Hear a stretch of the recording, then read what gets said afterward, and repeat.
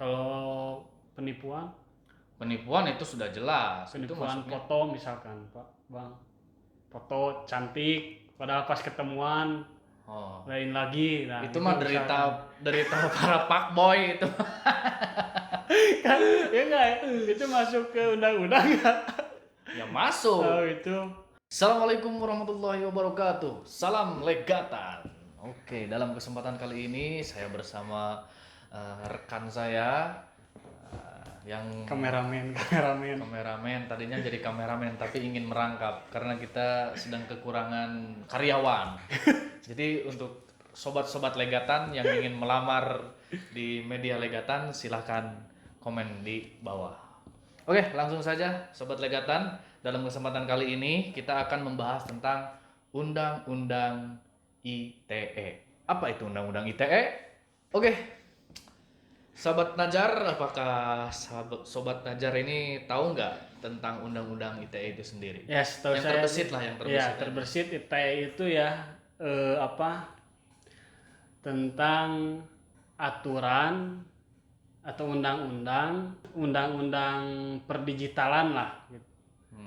Yang terbersit jadi sekarang itu yang mengatur tentang perdigitalan lah di medsos misalkan. Sekarang tidak boleh saling bully. Kalau membuli itu setahu saya, kalau membuli misalkan langsung bisa dipidanakan, dihukum seperti itu kalau Ya. setahu saya itu. Jadi yang terbesit di masyarakat itu berarti undang-undang itu undang-undang yang mengatur tentang perdigitalan. Itu yang terbesit di dalam pikiran masyarakat ketika mendengar undang-undang ITE. Nah, dalam kesempatan kali ini saya akan coba menerangkan sedikit saja ya. Ini juga hasil diskusi dengan para senior saya, juga berdiskusi dengan para pimpinan organisasi yang sedang saya jalani di sini. Nah, Undang-Undang ITE yang terbesit tadi, sedikit saya mengomentari apa yang tadi diungkapkan oleh Sobat Najar bahwa yang terbesit di masyarakat itu seperti itu. Ya, memang ada betulnya juga. Tetapi Undang-Undang ITE itu sangat luas sekali. Bahkan sampai pernah melakukan satu perubahan di tahun 2016. Nah, ini yang harus diketahui. Kalau awalnya itu adanya tahun berapa, Bang? Kalau awalnya nanti saya terangkan ya. Oh, siap. Tapi ini sedang opening dulu. Opening dulu. Artinya, kenapa sampai ada perubahan seperti itu? Berarti fleksibilitas dalam suatu undang-undang ITE itu sangat memungkinkan untuk bersifat fleksibel. Kenapa sampai bersifat fleksibel? Lah, logika sederhananya beginilah. Apabila sesuatu barang sering dipakai, berarti kan harus disesuaikan dengan zaman dan kegunaannya. Begitupun salah undang-undang. Dan salah satu yang mampu atau sering digunakan atau masih relevan di zaman sekarang atau undang-undangnya dibutuhkan di zaman sekarang adalah Undang-Undang ITE. Awal dari Undang-Undang ITE itu adalah pada tahun 2008. Tahun 2008 itu awal kemunculan dari Undang-Undang ITE tersebut. Itu ada dalam Undang-Undang Nomor 11 Tahun 2008. Nah, sahabat sekalian itu ya. Nah, bunyinya seperti ini. Ini karena ini dasar tadi tidak mungkin ada perubahan.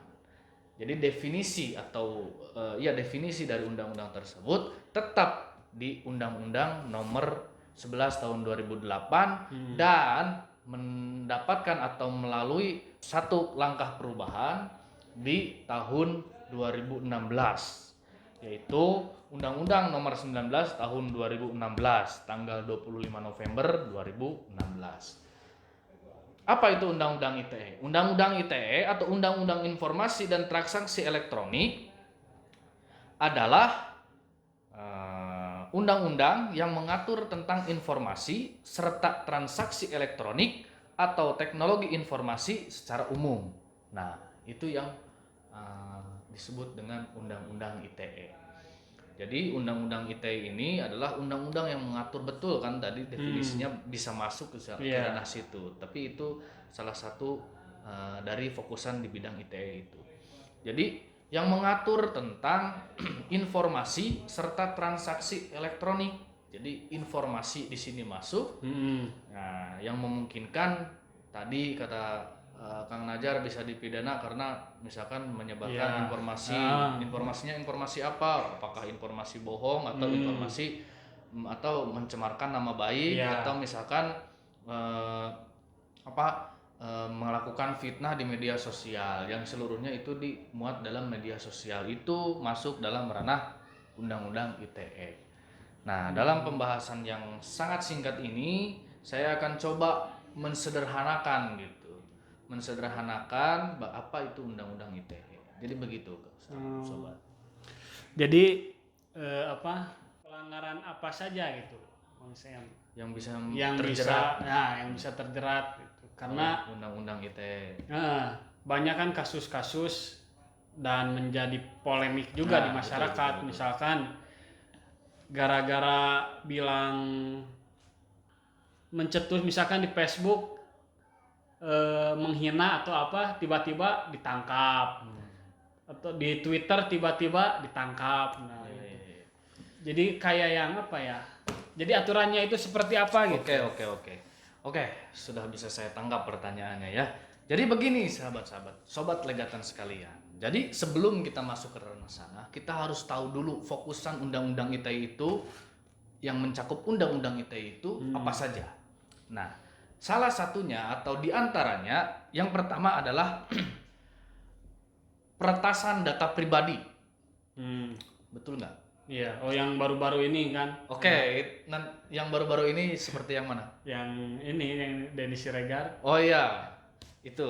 Salah satunya adalah kasus Denny Siregar. Itu masuknya Undang-Undang ITE bisa dikatakan sub lah. Data pribadi tentang penyebaran atau pengambilan secara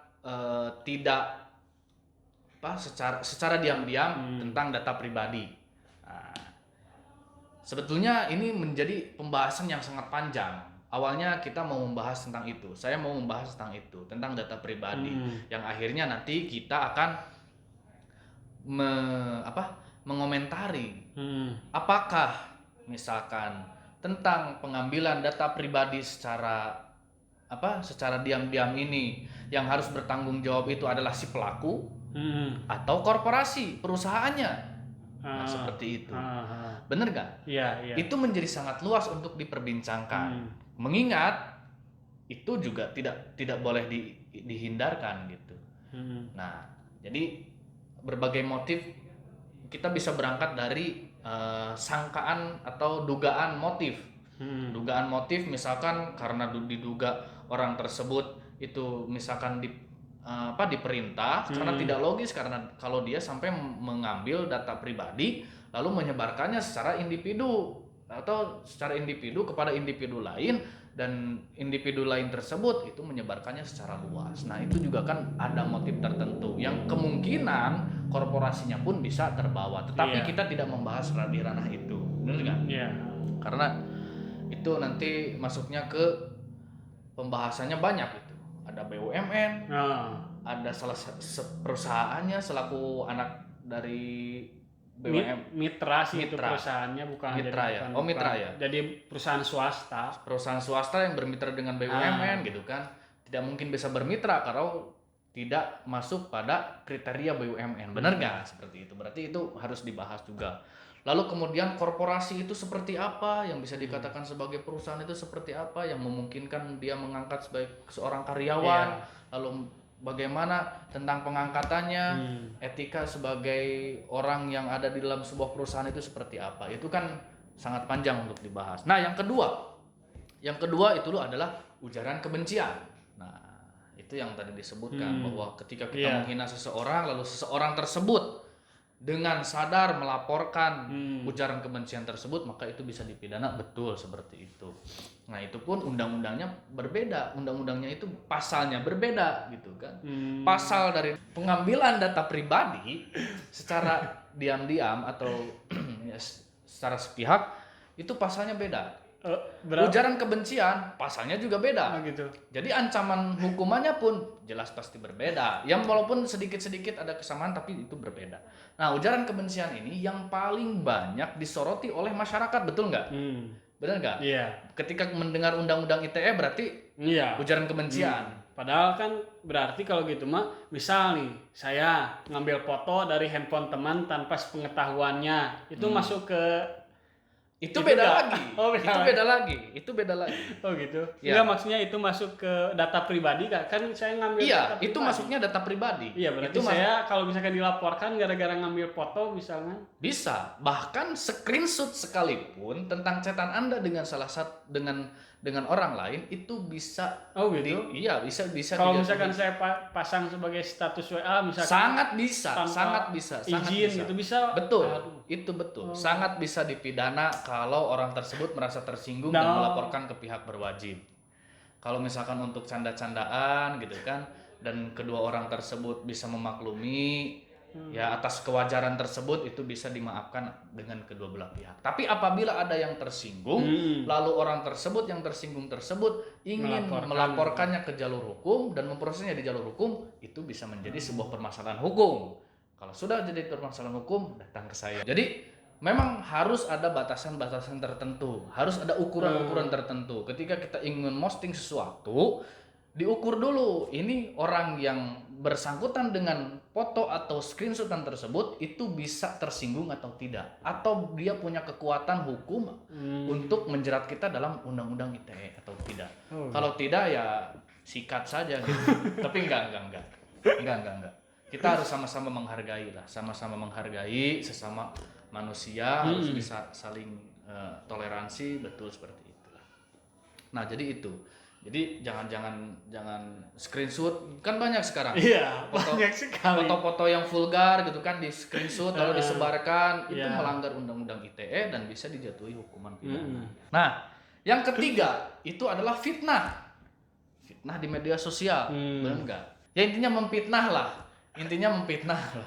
Bahwa misalkan Najar itu telah berbuat zina gitu kan di media sosial gitu, padahal tidak terbukti dan tidak memenuhi untuk pemenuhan saksi sekalipun, misalkan jauh lah untuk dijadikan tersangka, tapi untuk jadi saksi pun dia tidak memenuhi. Nah, itu bisa dikatakan sebagai fitnah di media sosial dan itu bisa terjerat di undang-undang ITE. Gitu. Ya, jadi menyebarkan fitnah di media sosial, pokoknya yang berbau media sosial itu pasti masuknya di undang-undang ITE. Kalau penipuan itu sudah jelas. Penipuan foto misalkan, Pak, Bang. Foto cantik, padahal pas ketemuan lain lagi. Nah, itu mah derita para fuckboy itu. Kan ya enggak ya? Itu masuk ke undang-undang enggak? Ya masuk. Oh, itu bisa dilaporkan ya. Nah, bisa dilaporkan. Tapi dihitung juga kerugiannya seperti apa. Jadi kalau misalkan kita hanya cari-cari teman di media sosial, terus dia pasang foto bagus gitu kan, terus kita ketemuan ternyata goreng patut, tapi kita belum mengeluarkan kerugian gitu, entah itu waktu, uang dan lain sebagainya, ya itu tinggal berpaling aja gitu kan, gampang. Tapi kalau misalkan seperti ini, bahkan sudah sampai ada rencana untuk menikah, merit gitu. Nah, itu menjadi sebuah kerugian dan itu bisa diproses di proses hukum gitu. Walaupun awalnya proses hukum kan itu ada tahapan mediasi gitu. Ya, mediasi aja dulu lah kalau misalkan punya kasus-kasus hukum seperti itu, Mbak. Seperti itu. Jadi jangan sedikit-sedikit penjarakan, Jadi kalau misalkan kerugiannya itu bisa meluas gitu kan, mencemarkan nama baik sehingga nama baiknya tercemar dan dia tidak bisa menggunakan namanya lagi untuk mencari rezeki, mencari nafkah. Nah, itu bisa lah, masih dalam kategori bisa diproses dalam hukum. Tapi kalau misalkan antar perorangan dan hanya bercanda dan lain sebagainya, saya sarankan untuk tidak masuk di ranah hukum. Cukup di mediasi saja lah, musyawarah aja dulu gitu. Nah, ada lagi yang paling ramai kemarin di tahun 2019. Apa itu? Yaitu hoax. Oh iya. Berita bohong. Lalu apa perbedaannya fitnah dengan berita bohong? Nah, kalau fitnah itu kan sudah jelas. Fitnah itu menuduh perseorangan yang tidak benar, yang tidak pernah dilakukan. Kalau hoax itu narasinya jelas. Jadi membangun narasi untuk menggiring opini. Itu lebih berbahaya lagi sebetulnya karena ini bersangkutan dengan orang banyak. Kalau fitnah kan bisa perseorangan. Tapi kalau hoax itu misalkan itu sangkutannya dengan orang banyak. Seperti kasus Ratna Sarumpait yang dia menyebarkan informasi bahwa dia itu habis dipukuli dan menyebabkan wajahnya memar-memar gitu sampai difoto dan disebarkan. Itu hoax gitu, menyebarkan informasi yang kemudian membuat opini publik menjadi terarah kepada narasi yang dibangun oleh si pembuat hoax tersebut. Oke, karena di sini di samping saya ada orang IT. Nah, saya ingin balik pertanyaan. Satu pertanyaan sajalah ya. Ya jadi begini, kan Sobat Najar ini kan salah satu lulusan terbaik di Teknik Uninus Uninus Bandung gitu. Nah, apakah Sobat Najar merasa ada sesuatu yang harus diperbaiki di Undang-Undang ITE ini? Oh gitu. Atau misalkan, Undang-Undang ITE ini harus lebih diperketat lagi, atau ada pasal tambahan untuk lebih memberikan kepastian hukum dan keadilan. Kalau menurut saya sih sejauh ini Undang-Undang ITE itu sudah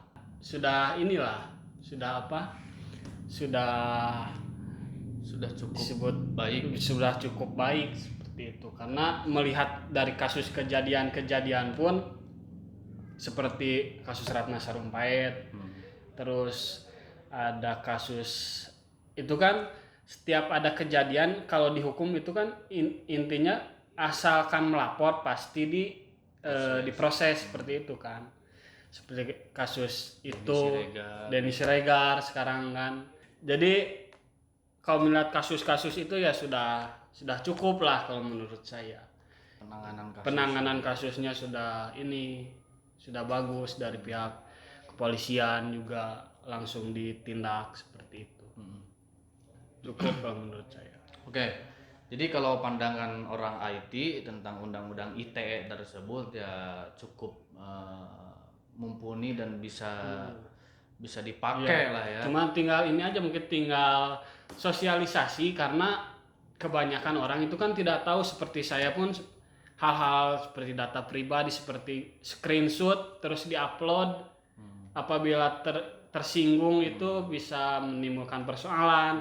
Nah, itu perlu sosialisasi hal-hal apa saja yang menjadi aturan di dalam Undang-Undang ITE tersebut, seperti itu mungkin. Oke, nanti kita akan bahas di video selanjutnya. Kalau data-data ini, Bang, bukan data sih. Seperti porno. Iya. Bokep itu seperti apa? Filmnya, apa penyebarannya? Oh, kalau filmnya kan nggak apa-apa ya, nggak masuk itu mungkin. Masuk itu nggak? Enggak lah ya. Nggak masuk ITE. Cuman kalau menyebarkan, itu. Jadi kalau misalkan kita nih doyan nonton film gituan, terus kita misalkan menyebarkan linknya tersebut dan ada orang yang merasa risih atau tersinggung dengan sharean kita, maka itu bisa dipidana. Tapi kalau untuk tontonan sendiri, konsumsi sendiri, itu mah ya urusan ente dengan Tuhan ente gitu. Ya. Jadi hanya yang pokoknya yang menjadi fokusan. Tapi untuk kasus berapa tahun ya yang itu yang ininya yang kenanya. Itu kan yang awalnya menyebarkan. Siapa? Awalnya yang ada yang menyebarkan, itu yang ditangkap itu. Ada yang ditangkap itu kan. Emang tapi yang jadi kena ke pas kasus salah satu artis tersebut. Jadi perbuatan asusilanya. Itu yang kena. Jadi karena dia tidak ada hubungan pernikahan dengan orang tersebut, terus juga dia melakukan hal tersebut di video terus tidak bisa menjaga data pribadinya, akhirnya dia kena gitu. Jadi perbuatan asusilanya yang kena pada bukan undang-undang ITE-nya. Kalau yang kena undang-undang ITE-nya itu yaitu yang di penjara itu. Yang jadi tersangkanya itu kan orang yang menyebarkannya, kan yang disorot cuma artisnya aja gitu kan, tapi yang menyebarkannya itu luput dari pemberitaan. Walaupun adalah sedikit-sedikit. Jadi perbuatan asusila itu mah kalau yang terkena oleh artis tersebut mah gitu. Seperti yang paling baru lah berinisial HH lah diduga. Berarti kalau diduga itu belum tersangka ya? Belum tersangka. Nah, ini perlu tahu ini. Kalau diduga itu belum tersangka. Iya, betul. HH gimana itu kalau HH? Ya kalau HH kan itu menggunakan transaksi, diduga menggunakan transaksi online gitu. Kalau bersifat online berarti masuknya itu undang-undang ITE gitu, sahabat-sahabat sekalian. Jadi kalau misalkan sobat legatan mau menjajakan dagangan, terus dagangan tersebut tidak sesuai oleh pelanggan sobat legatan dilaporkan, maka itu yang menjadi fokusan dari ITE gitu. Jadi begitu. Kira-kira sudah mulai tercerahkan atau sudah mulai pusing? Sudah mulai cerah saya. Jadi seperti itu. Jadi saya pun harus menjaga attitude saya ketika bermedia sosial. Jadi sekarang ada budaya baru yaitu budaya bermedia sosial yang memungkinkan di media sosial itu harus memenuhi unsur-unsur beretika bermedia sosial, yang salah satunya itu harus beretika, harus punya nilai gitu kan. Jadi ada nilainya kita pun di bermedia sosial, entah itu dakwah, syiar atau misalkan menjajakan dagangan yang bisa dikonsumsi dengan baik gitu.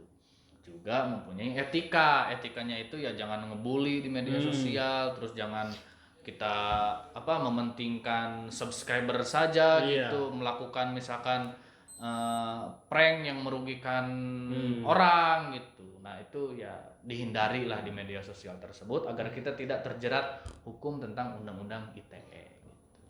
Jadi begitu sobat legatan, sobat Najar. Jadi Anda selaku ahli IT gitu kan bisa dikatakan seperti itu, karena kan kuliahnya 6 tahun gitu. Sudah 5 tahun ya. 5 tahun. Saya 5 tahun setengah gitu. Jadi ahli hukum, Anda ahli IT ya. Sobat-sobat yang lain sudah lulus 4 tahun, dia nambah setahun gitu untuk mengasah keahliannya. Enggak apa-apa. Dan terbukti apa? Iya. Ya begitu sobat legatan, dalam video kali ini mudah-mudahan kita semua tercerahkan, walaupun tidak tercerahkan ya mudah-mudahan minimal membawa sedikit perubahan tentang pemahaman kita tentang undang-undang ITE. Kalau misalkan ada sesuatu yang merasa